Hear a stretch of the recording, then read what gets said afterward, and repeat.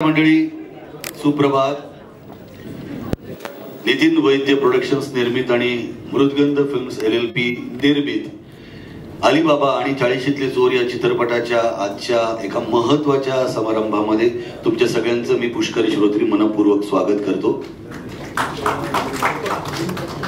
40शीतले चोर हे नाव आणि ह्याचा आतापर्यंत जो टीझर प्रकाशित झालेला आहे तो बघून तुमच्या सगळ्यांच्या लक्षात आलं असेल की साधारणतः विषय काय आहे. आपल्यापैकी अनेकांना हा अनुभव आलाय की 40शी ओलांडल्यानंतर काही जणांचं थोडंसं पोट सुटायला लागतं, काही जणांची आर्थिक रेषा केसाप्रमाणे थोडी वर जायला लागते, नाही का. पण मुळात काय होतं की आपल्या कुटुंबात स्थैर्य येतं, आपल्या नोकरी व्यवसायात स्थैर्य येतं आणि मग काहीतरी धाडस करायची इच्छा प्रबळ निर्माण होते. हा माझा नाही, तुमच्यापैकी सगळ्यांचा अनुभव आहे.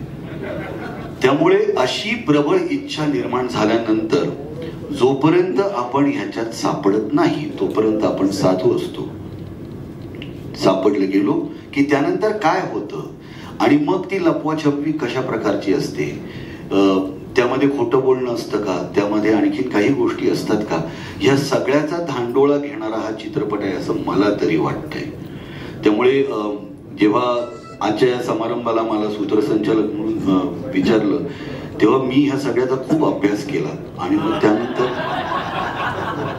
हा विषय माझ्यासाठी अत्यंत नवीन असल्यामुळे ज्या विषयात आपल्याला गती नाही त्या विषयात फार बोलणं योग्य नाही, म्हणून मी अनेक दिग्गजांचे, अनुभवी लोकांचे मी लेख वाचले, इंटरनेटवरनं मी अनेक गोष्टी डाउनलोड करून बघितल्या आणि मग त्यानंतर मी आज इथे तुमच्या समोर हे भाष्य करण्यासाठी उभा आहे. पण विनोदाचा भाग वेगळा की ह्यामध्ये प्रत्येकाच्या आयुष्यामध्ये असा एखादा प्रसंग येऊ शकतो, पण आला तर काय होऊ शकतं हे आपल्या चित्रपटामध्ये बघायला मिळणार आहे. आणि सगळ्यात आधी मला निर्मात्यांचं आणि दिग्दर्शकांचं कौतुक करायचंय की आतापर्यंत मराठी चित्रपटांची जी लाट आहे, ज्या प्रकारचे चित्रपट मराठी सिनेसृष्टीमध्ये लोकांच्या भेटीस येत आहेत त्यामध्ये एक अत्यंत वेगळा चित्रपट घेऊन हे निर्माते आणि दिग्दर्शक येत आहेत. त्यामुळे खरंच आपण टाळ्या वाजवून त्यांचं कौतुक करूया की जगभरात जेव्हा मराठी नाटक, मराठी चित्रपट यांचं कौतुक होत असतं त्यावेळी प्रत्येक वेळी त्या वेळच्या सामाजिक, ऐतिहासिक, भौगोलिक परिस्थितीनुरूप मराठी चित्रपट काट टाकत असतं. मराठी चित्रपट वेगळं रूप घेऊन आपल्या समोर येत असतो आणि तसाच प्रोग्रेसिव्ह कॉन्टेंट म्हणजे काय, ग्लोबल कॉन्टेंट म्हणजे काय याचं उत्तम उदाहरण म्हणजे हा चित्रपट आहे असं मला वाटतं. आणि म्हणूनच या निमित्त सर्व अभिनेत्यांना इथे मंचावरती आमंत्रित करतो. सुबोध भावे, श्रुती मराठे, आनंद इंगळे, उमेश कामत, अतुल परतुरे, मधुरा वेलणकर, जोरदार टाळ्यांमधून त्यांचं मंचावरती ते स्वागत करूया.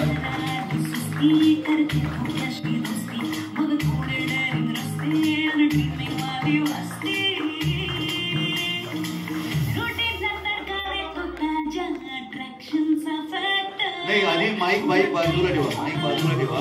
आधी आम्हाला हुक स्टेप बघायची आहे.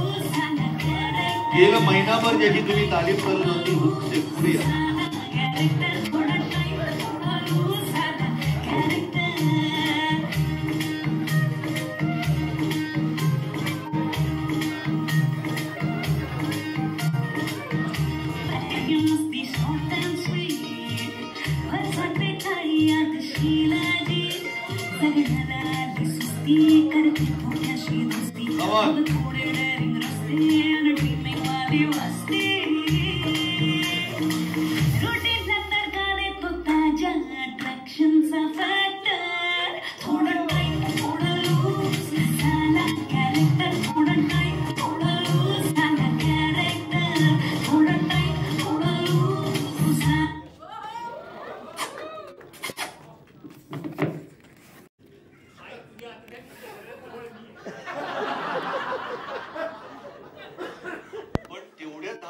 कोणी हे केलं?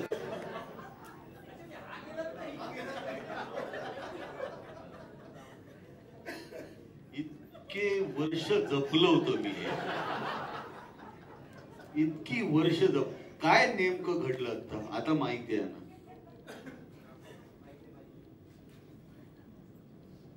हे बघा, इकडे आपण काही न्यायालय लावलेलं नाहीये, पण तरी सुद्धा मी म्हणतो की प्लीज जो कोण असेल चोर त्याने प्लीज कबूल करा. मला हे नाही आवडत.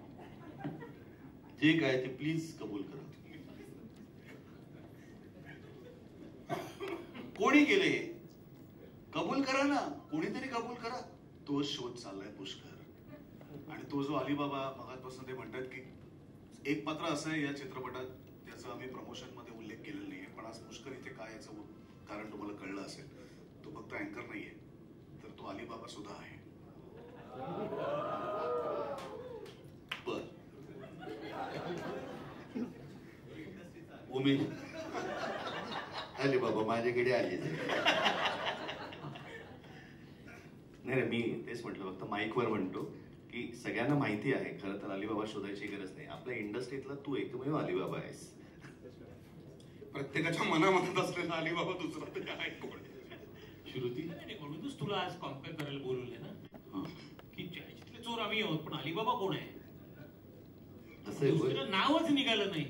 खरे खरे. श्रुती चित्रपटाविषयी नाही, कोणी केलं हे जर तू विचारलंस तर मला वाटतं अतुलला वाटतंय आनंदनी केलंय, आनंदला वाटतंय मधुरानी केलंय, मधुराला वाटतं मी केलंय, मला वाटतंय उमेशनी केलंय, उमेशला वाटतं सुबोधनी केलंय, सुबोधला वाटतं मुक्तानी केलंय आणि मुक्ताला वाटतं अतुलनी केलंय. सो नेमकं काय आहे त्याच्यासाठी तुम्हाला आणि ते वाटतं, पण केलेलं असलं तरी दुसऱ्यावरती नाव ढकलण्याची चढावड पण आहे. वा, म्हणजे असंही आहे या चित्रपटात. काही कळतच नाही काय घडलंय, पण अजून कळले. हा, पण मग आपण एक काम करूया, आपण आधी एकदा सगळ्यांना ट्रेलर दाखवूया. हा, ट्रेलर दाखवूया, मग या प्रश्नांची उत्तरं शोधायला या.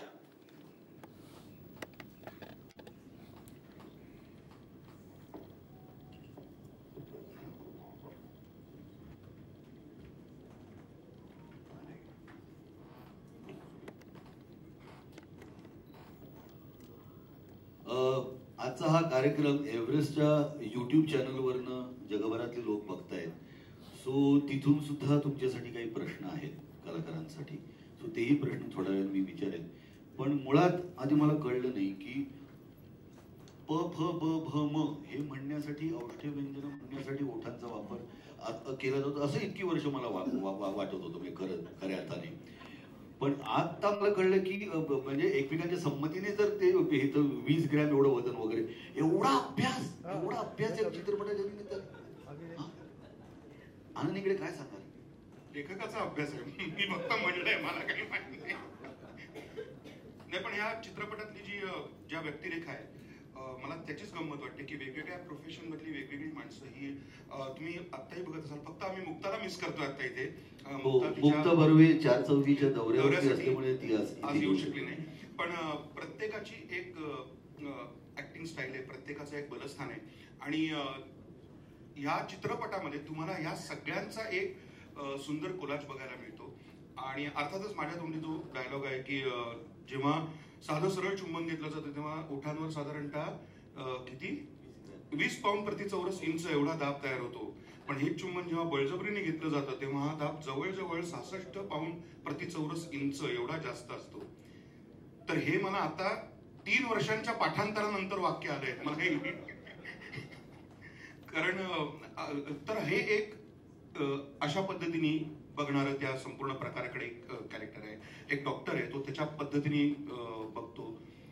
एक शिक्षिका आहे, एक मला वाटतं ही फॅशन डिझायनर आहे, इंटिरियर डिझायनर आहे आणि तो IT मधला आहे. अशा वेगवेगळ्या प्रोफेशन मधली वेगवेगळी ही माणसं एकत्र एकमेकांचे साधारण 20 वर्ष मित्र आहेत. आणि यानंतर ह्या एक अशी घटना जी आता आपल्याला सगळ्यांनाच कळली आहे की काय होतं. ह्या घटनेनंतर पुढे काय काय होत राहतं या ग्रुपमध्ये, या सगळ्यांमध्ये. मला असं वाटतं की फक्त ग्रुप हा नाहीये, ही एक हा चेक पॉइंट आहे की चेकलिस्ट आहे, काय काय नक्की झालंय आपल्या आयुष्यात. आणि फक्त ह्या 7 व्यक्तिरेखांचं नाही तर चित्रपट पाहायला आलेल्या प्रत्येकाला हे नक्की जाणवेल की आपल्या ही एक साधी घटना आहे, पण अशी कुठली तरी एक घटना ट्रिगर होते आणि आपल्याला आपली पुन्हा नाती चेक करावीशी वाटतात. आणि मग ती नाती अत्यंत विनोदी पद्धतीने, विनोदी म्हणजे मी अशा अर्थाने म्हणतो सिच्युएशनली, तुम्ही बघितलं असेलच की काही विनोदी पद्धतीने, काही प्रहसन ज्याला म्हणतो उपकारे उपहास ज्याला म्हणतो अशा पद्धतीने प्रेक्षकांसमोर हे संपूर्ण कथानक येतं. आणि आपल्या सगळ्यांनाच माहिती आहे की विवेक बेळे ज्या पद्धतीने त्यांचं लेखन करतात त्या लेखनाचा फ्लेवर घेऊनच संपूर्ण ही कॅरेक्टर्स चित्रपटामध्ये येतात. मला अतुल परचुरे तुम्हाला विचारू असं वाटतं की या चित्रपटाचं नेमकं बलस्थान काय? Slice of life. बरं झालं विचारलंस तुम्ही. एक्झॅक्टली हेच बोलणार होतो आता. एकतर त्या विवेकनी हा चित्रपट लिहिताना एक 20-25 वर्षांची मैत्री गृहीत धरून पिक्चर लिहिला. आणि मला माहित नाही नितीनला कुठनं वाटलं की आमची सगळ्यांचीच खरंच 20-25 वर्षाची मैत्री आहे. त्यामुळे तो करताना इतकी कम्फर्ट लेवल होती आणि अनेक गोष्टी कधी बोलाव्या पण लागल्या. इतक्या चांगल्या चांगल्या गोष्टी घडत गेल्या सिनेमा करत असताना. आणि मला वाटतं 40शीत काय कधी 30शीत 40शीत 50शीत आपापलं सत्य असतंच ना. ते लोकांच्या दृष्टीने जरी चुकीचं असतं तरी आपल्या दृष्टीने ते सत्यच असतं. आणि मला वाटतं हा चित्रपट तुम्हाला सगळ्यात मोठी गोष्ट काय सांगतो की आपल्या पार्टनरची एक चूक दिसली तर आपण ती एम्फसाइज करतो, आपण आरडाओरडा करतो, हे करतो. पण त्याच वेळेला हा चित्रपट तुम्हाला हे सांगतो की ती चूक झाली पण तुमची चूक बघा आणि मग ते नलिफाय होतं. म्हणजे तुम्हाला दुसऱ्यांवर राग काढणं फार सोपं आहे, दुसऱ्याची चुका काढणं फार सोपं आहे. पण त्या चुका काढत असताना आपल्याही चुका झाल्या आहेत हे कुठेतरी तुम्हाला कमिट करण्याची संधी मिळते. संधी मिळते म्हणण्यापेक्षा ते तुम्हाला या चित्रपट सांगतो की तुम्ही दुसऱ्याच्या चुका बघा पण स्वतःच्याही चुका बघा. आणि मला वाटतं life is easy after that. म्हणजे अशा गोष्टी नंतर सुद्धा लाईफ सोपं घडू शकतं, सोपं होऊ शकतं. मला उमेश तुला विचारू म्हणजे हा चित्रपट करत असताना एवढी सगळी स्टारकास्ट काय धम्माल केली असेल ना, काय मज्जा आली असेल तुम्हाला, असे काही सवंग प्रश्न मी विचारणार नाहीये. थँक्यू. सो तुमची मैत्री आणि स्लाइस ऑफ लाईफ या दोन्हीचं मिश्रण आहे. सुरुवातीला हसवता हसवता नंतर अंतर्मुख करणारा चित्रपट आहे असं ट्रेलर बघतं तरी असं वाटतं की एक काहीतरी महत्वाचं म्हणणं आहे, काहीतरी एक महत्वाचं सांगायचं या चित्रपटातून. सो ह्या चित्रपटाचे एकंदर बांधणीविषयी तुझं काय मत आहे? नमस्कार. तू जसं म्हणाल तसं मला वाटतं की एंटरटेनमेंट आणि त्याचबरोबर अंतर्मुख करायला लावणारा चित्रपट, म्हणूनच मला असं वाटतं हे चित्रपट मराठीतच घडू शकतात आणि म्हणूनच मराठीतला हा एक महत्वाचा चित्रपट आहे असं मला वाटतं. कारण आपण फक्त अंतर्मुख करणारा चित्रपट करतो, कधी कधी फक्त एंटरटेनमेंट करणारा चित्रपट करतो ज्याच्यात मसाला आहे आणि फक्त एंटरटेनमेंट लोकांना द्यावी म्हणून. पण असे काही चित्रपट असतात की ज्याच्यात दोन्हीचं कॉम्बिनेशन असतं. याच्या बांधणीबद्दल म्हणशील तर जसं आता हे पोस्टर दिसतंय ना, त्यामुळे मला फार छान वाटतं आणि प्रेक्षकांची प्रतिक्रिया ज्या पद्धतीने येते की असं एक पॅकेज पाहिल्यानंतर लोकांना वाटतं की नाही हा चित्रपट जाऊन पाहावा. गेले अनेक वर्ष आम्ही याच इंडस्ट्रीत काम करतोय पण प्रत्येक वेळेला असं एकत्र सगळ्यांना काम करायला संधी मिळत नाही. मला आठवते आणि ते काम माझ्या मते आदित्यने उत्तम केलं की आम्हाला सगळ्यांना एकत्र बांधून ठेवलं. सगळ्यात जास्त क्रेडिट त्याचं आहे. नाहीतर खरंच तुलाही माहिती आहे की एवढ्या सगळ्या जणांना एकत्र बांधून ठेवून चांगलं काम करून घेऊन नंतर वेळेवरती सगळ्या गोष्टी करून असं इथे सुद्धा प्रमोशनला आणून वगैरे फार सोपं नाहीये. सो ते आदित्यने केलं. मला आठवतंय याची सुरुवात अशी झाली, पहिला चित्रपट असेल ज्याची मी रिहर्सल फोनवरती केली, व्हिडिओ कॉलवरती केली. आम्ही चौघेजण, आदित्य इन्सिस्ट करत होता की प्रत्येक जण वेगवेगळे, जसं आनंद म्हणाला की प्रत्येकाची एक वेगवेगळी स्टाईल आहे आणि विवेक बेळे यांनी एका पद्धतीने ते लिहिलेलं आहे. त्यांच्या लिखाणातलं काम, त्यांचं लिखाण पोहोचवण्यासाठी सुद्धा खरं तर कलाकाराचा खूप कस लागतो. सो त्याची इच्छा होती की जे सीन ज्या कॉम्बिनेशन्स मध्ये आहेत ना, तुमच्याकडे वेळ नसेल आपण काही करून थोडासा वेळ काढूया, व्हिडिओ कॉलवरती रिहर्सल करूया, पण दोनदा तरी मला सगळ्यांसमोर प्रत्येक कॉम्बिनेशन मध्ये रिहर्सल व्हायला हवी आहे. आम्ही त्यावेळेलाही प्रत्येक जण 2-2 सीन ज्या ज्या कॉम्बिनेशन मध्ये आहेत ती वेळ ठरवून त्या वेळेला एकत्र व्हिडिओ कॉलवर यायचो, रीडिंग करायचो आणि मग तो त्याचे सजेशन्स द्यायचा. सो असे वेगवेगळे अनुभव हा चित्रपट तयार करताना आलेले आहेत आणि आय एम लकी की मी या चित्रपटाचा भाग आहे असं मला वाटतं. आणि मला असं वाटतंय की प्रेक्षकांना 29 मार्चला एक चांगला चित्रपट पाहायला नक्की मिळेल. मधुरा, मला हा ट्रेलर बघताना असं जाणवलं की या चित्रपटात विलन कोणीच नाहीये. कदाचित परिस्थिती असू शकते, बरोबर, पण तुझी व्यक्तिरेखा बघत असताना त्याला 2 शेड्स आहेत असं वाटतंय, ते तसंच आहे का? अर्थात ते सुद्धा सिनेमा बघितल्यावरच कळेल. पण मला आता सगळेच जण हा विषय म्हणतात की मुळात विवेक बेळेने हे नाटक लिहिलं होतं आणि आता त्याचा सिनेमा आहे. पण सिनेमा जेव्हा घडला त्यावेळेला नाटक विसरून तयार झालेलं स्क्रिप्ट आमच्याकडे आलं होतं, जे सगळ्यात महत्वाचं आहे असं मला वाटतं. आणि त्यानंतर जसं आता अतुल दादा म्हणाला की आम्ही सगळे एकमेकांना अनेक वर्ष ओळखतोय, तसं आदित्यही आम्हाला अनेक वर्ष ओळखतोय. रादर आम्हाला सगळ्यांना तो ओळखून आहे असं म्हणायला हरकत नाही. पण त्यामुळे वेगळ्या पद्धतीची संवाद फेक आणि वेगळ्या पद्धतीच्या व्यक्तिरेखा, कारण आम्ही जे दिसतोय तेच आम्ही बोलतोय असं नाहीये, किंवा आम्ही जे वागतोय तेच आम्ही बोलतोय असं नाहीये. त्यामुळे ही जी त्यातली एक गुगली आहे ती आमच्याकडनं साध्य करून घेणं हे आदित्यचं काम होतं. त्यामुळे मला खरं तर अनेकदा आपण सलग वाक्य म्हणताना कलाकारांना ही सवय असते की आपण खूप एका वाक्यातनं आपल्याला खूप सांगायचं असतं किंवा आपण पंक्च्युएशन्स अगदी जशी लिहिलेली असतात तशी म्हणण्याचा प्रयत्न करतो. पण याच्यामध्ये पूर्ण वाक्याची तोडमोड करून तरीही अर्थ पोहोचवणारे वाक्य आणि त्या पद्धतीने ती सादर करायची होती. त्यामुळे अनेकदा जसं माझा आणि सुबोधचा एक सीन होता, आम्ही तो वाचला आणि त्याच्यानंतर आदित्य म्हणाला बरोबर आहे पण हे आपल्याला नाही करायचंय, आता हे सगळं तोडून मोडून नव्याने करायचंय. तर मला असं वाटतं की ह्याच्यामध्ये कलाकार म्हणून काम करायला मजाही आली आणि एक वेगळ्या पद्धतीचं काहीतरी सादर करताना कलाकार म्हणून आमची एक वेगळी जडणघडण पण ह्याच्यातनं झाली. आणि त्यामुळे कदाचित आमची कॅरेक्टर्स तुम्हाला आत्ता दिसतायत तशीच चित्रपटात असतील ह्याची काही खात्री नाही. मला या निमित्तानं माध्यम प्रतिनिधींना अशी विनंती करायची की खरंच ही अत्यंत गुणी कलावंत मंडळी रिहर्सल करून आणि योग्य प्रकारे आपल्या कॅरेक्टरचा अभ्यास करून दिग्दर्शकाच्या सूचनेबरोबर इतका छान चित्रपट करतात. तर मराठी प्रेक्षकांकडे किंवा मराठी चित्रपटाचे जे काही मराठी आणि अमराठी असे प्रेक्षक आहेत त्यांच्यापर्यंत ह्यांची ही मेहनत यथायोग्य पोचायला हवी असं मला प्रामाणिकपणे वाटतं.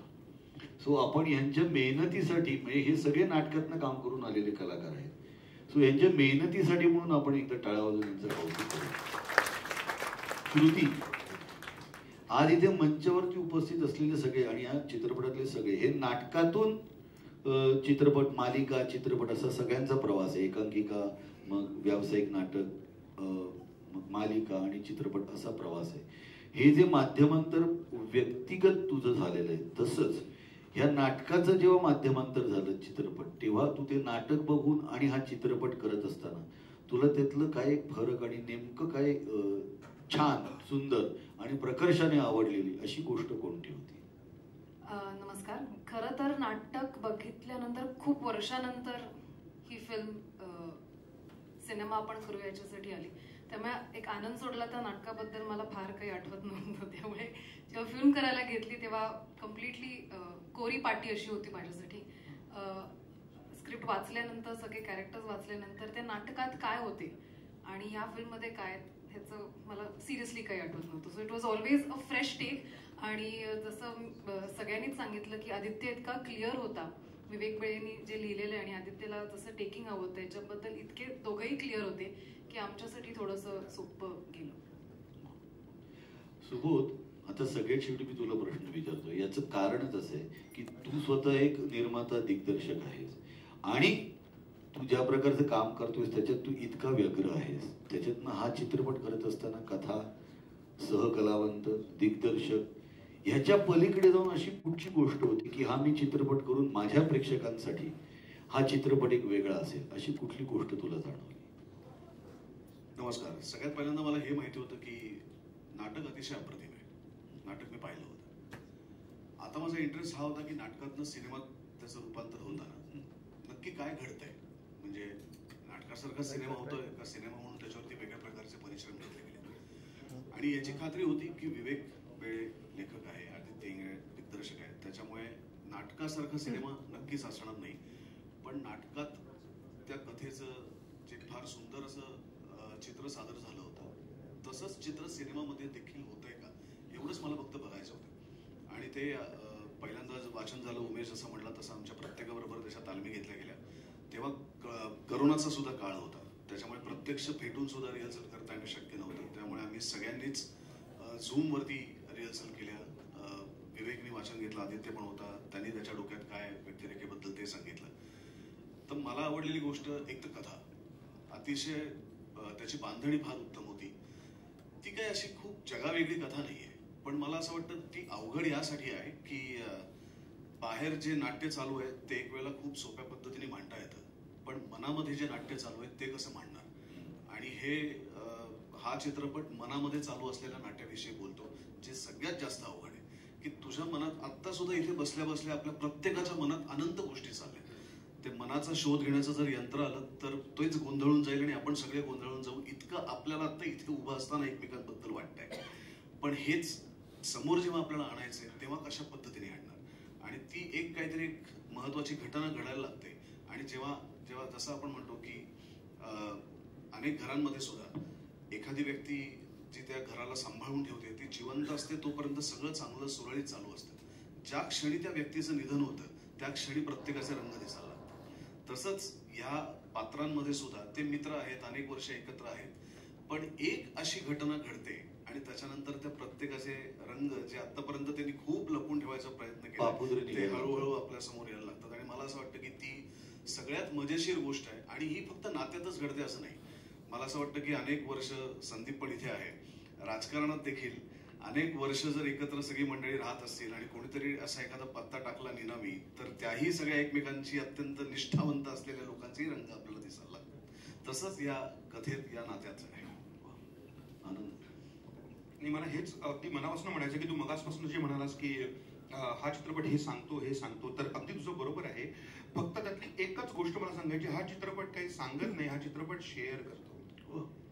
इथे कुठल्याही प्रकारे आम्ही सांगतोय तुम्ही ऐका, बघा लाईफ इज लाईक दिस आणि हे अशी कुठलीही गोष्ट नसून आम्हाला जे वाटत होतं, या मित्रांची जी गोष्ट आहे ती गोष्ट दिग्दर्शकांनी आणि लेखकांनी शेअर केल्यासारखी सांगितली आहे.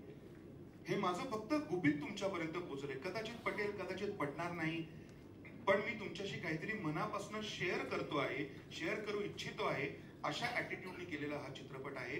याच्यामध्ये कुठल्याही प्रकारे बघा आम्हाला काहीतरी आयुष्यातलं सार सापडलंय अशी आयडिया नक्की नाहीये.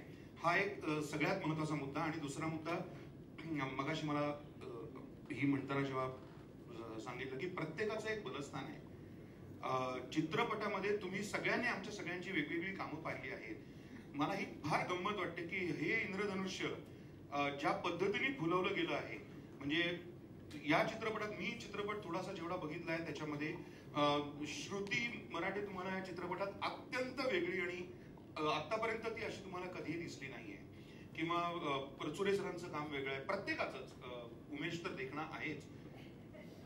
ऍक्च्युली माझ्या शेजारी कोणी उभं राहिलं तरी देखणंच दिसतं. पण तरी देखील प्रत्येकाचा एक रंग चित्रपटामध्ये, प्रत्येकाच्या अभिनयाचा एक रंग जो आहे तो मला वाटतं त्याच्यातनं हे इंद्रधनुष्य फार सुंदर दिसत आहे. आणि उमेशने फार अप्रतिम काम केलंय. सुबोधचं एक वेगळं काम बघायला मिळेल, अर्थातच मधुराचं एक वेगळं काम, मुक्ताचं तिने संपूर्ण चित्रपटात तिने पकडलेला जो एक टोन आहे तो मला असं वाटतं की हे काम डबिंग पासनं, म्हणजे आपण जेव्हा शूट करतो तिथपासून डबिंग पर्यंत सगळीकडे या सगळ्या कलाकारांनी फार सुंदर काम केले. एक प्रश्न आलाय उदय पुरंदरे यांचा. मुक्ता बर्वे आणि अतुल परचुरे यांना नवरा बायको दाखवणे कोणाला सुचले? आता मला ट्रेलर बघताना खरंच असं कळलेलं नाहीये. तुमच्यापैकी कोणाला कळले का ह्याच्यात नवरा बायको कोण आहेत नेमके? असं कन्फर्म सांगू शकत नाही ना, पण उदय पुरंदरे यांना असं वाटतंय की मुक्ता बर्वे आणि अतुल परचुरे नवरा बायको आहेत. ते आहेत का? आणि ते दाखवणं कोणाला सुचलं? म्हणजे चित्रपटात आहेत का? मग हे आत्ताच सांगितलं तर काय उपयोग?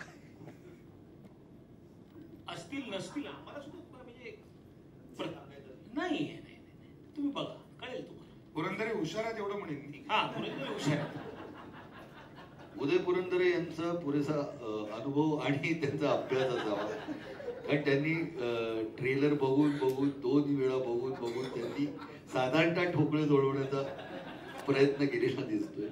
पण हरकत नाही. म्हणजे ह्याच्यात नेमके पती पत्नी कोण आहेत हे ट्रेलर मध्ये तरी दाखवलेलं नाहीये आणि ते तसंच राहावं त्यासाठी आपल्याला चित्रपटगृहातून हा चित्रपट बघावा लागेल. पालवी अग्निहोत्री यांनी विचारले, चित्रीकरण सुरू असतानाच एखादा गमतीदार किस्सा सांगाल का? नाही. अगदी मनापासून या चित्रपटाचं चित्रीकरण हाच अत्यंत आनंदाचा भाग होता. त्याच्यासाठी वेगळी मजा करायची गरजच नव्हती. वा वा. आणि मला खात्री आहे की या सगळ्या चित्रीकरणादरम्यान उमेश नुसता हसत बसला असेल, हो ना? राजेश साठे, या चित्रपटामुळे 40शीत तुम्हाला आलेला एखादा अनुभव सांगाल का, असा प्रत्येकाला प्रश्न आहे. राजेश साठे.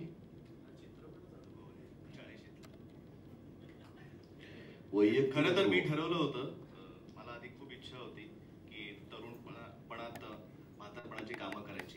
आता मी 25शीत मला 40शीचं काम करायला मिळत आहे, याचा मला आनंद आहे. सो हा माझ्यासाठी अनुभव. संजीव कुमार नंतर तूच. पण एखादा जर किस्सा किंवा अनुभव 40शीतला बदल जर तुम्ही कोणी सांगू शकत असाल तर राजेश साठे यांच्या प्रश्नाला उत्तर मिळेल. तूच सांग, तुझा दांडगा. नाटक पण केले, सिनेमा पण 40शीतच आहेस तू. मी असं सांगत नाही, पण महत्वाचं एक गोष्ट बारीक घडते की पूर्वी जर का ट्रॅफिक मध्ये किंवा ऍक्सिडेंट झाला किंवा काही झालं तर एक उतरून मारामारी, आपलं कसं बरोबर आहे अशी इच्छा असे.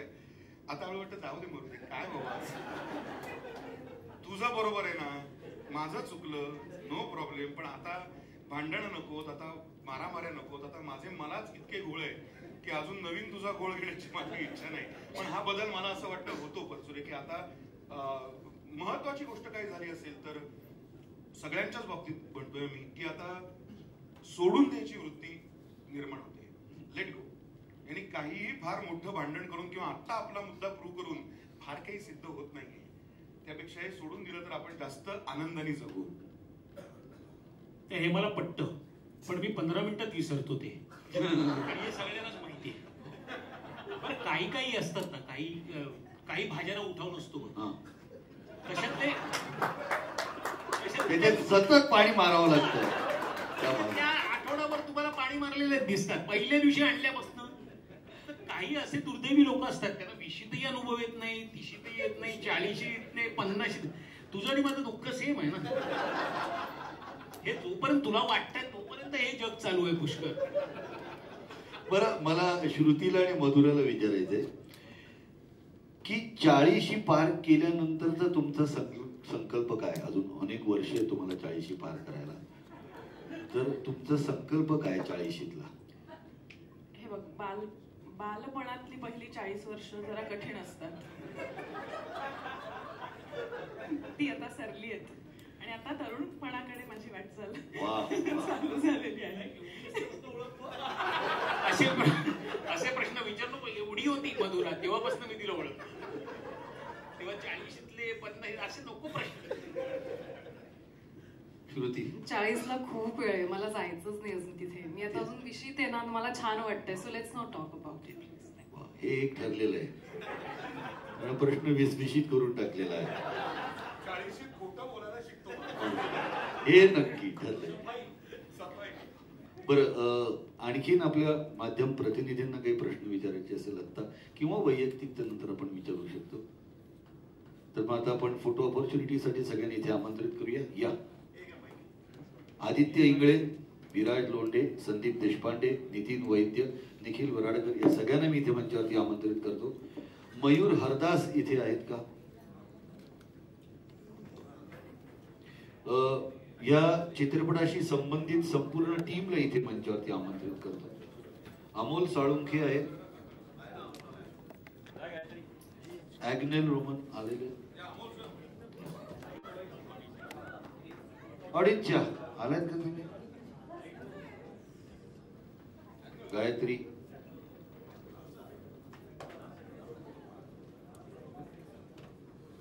गायत्री शिंदे आहेत का? आणखी? येस.